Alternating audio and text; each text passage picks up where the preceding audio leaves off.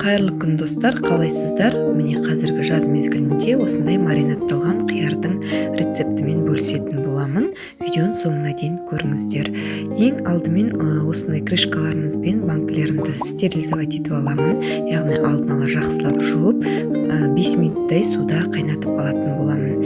Енді қажетті ингредиенттерді дайындап алатын боламыз. Ол үшін бізге қиярлар тазалап, жақсылап жуып алдым. Екі шетін алып тастадым да 1 сағаттай суға салып қойдым. Одан кейін хрен жапырақтары және аскөктің зонтиктері, сарымсақ, душистый перец, қара бұршақ қажет болады.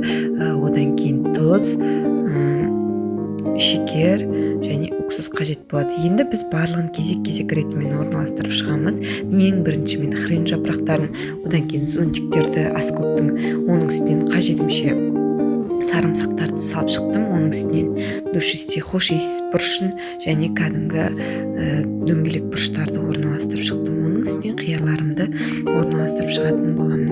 Және де хреннің жапырақтарын көп пайдалансақ, біздің қиярларымыз қытырлақ болып, әдем болып, қытыр етіп дайын болатын болады. Сондықтан да мен хрен жапырақтарын өте көп мөлшерде салдым. Енді банкімізді осылай кезек қиярларымызды орналастырып шығатын боламыз. Барлығын банкіміз толғанға дейін. Енді мен қиярлармен банкім толмай қалғандықтан оның үстінен кәдімгі тәтті болгар, жасыл болгар бұрышын салып шықтым. Және де өзімнің қалауымша осылай банкаларымды толтырып алдым. Өзімдегі бар ингредиенттермен толтырып алдым. Міне көріп тұрғандарыңыздай ретімен барлығын орналастырып шықтым. Бұл жерде менде 3 литрлік банкілер, 2 банкі, соған менде шамамен 3 литрдай су кетті. Бұл жерде менде жаңа қайнаған су, соны банкіміздің үстінен құятын боламыз. 2 банкімізге ретімен осылай суын құйып аламыз да, енді 5 минутқа қойып қоятын боламыз. Беттердің крышкаларымен жауып 5 минут қалдырып қоятын боламыз.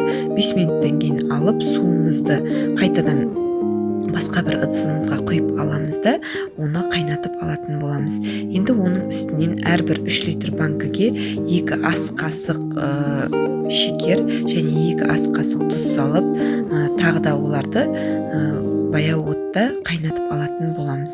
Яғни бұл біздің рассолымыз болады.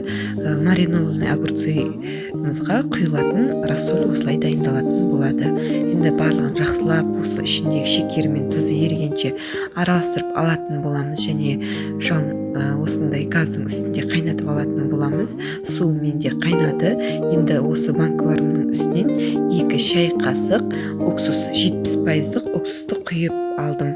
Бұл біздің банкіміздің атылып кетпеуі үшін осылай уксусты пайдаланатын боламыз. Енді осы банкілеріміздің үстіне жаңағы қайнаған рассолымызды жақсылап толтырып құятын боламыз. Егер де біздің рассолымыз, яғни банкілеріміз толмай қалатын болса, оның үстінен кәдімгі қайнаған суды құйып толтырып жіберсек, ештеңе етпейді. Өте дәмі керемет болып шығады. Міндетті түрде жасап көріңіздер достар. Қазір жаз мезгілінде барлығы да осындай банкі жабатын мезгіл болғандықтан осындай жұмыстармен айналысып жатқан шығар деп ойлаймын. Енді банкілерімді барлығын осындай қатты қылып жауып алатын боламын да, барлығын осылай қатты жауып аламыз. Енді банкілерімізді төмен қаратып, суы ағып тұрған жоқ па тексеріп аламыз да, оның үстінен жауып қоятын боламыз. Яғни салқын болғанға дейін, бөлме температурасына дейін осылай бетін жауып қоямыз.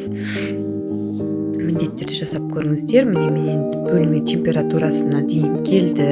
Банкілерім осылай болып тұр. Енді мен бұны кез келген жерде сақтай аламын. Көріп тұрғандарыңыздай міне осындай банкі жабылды.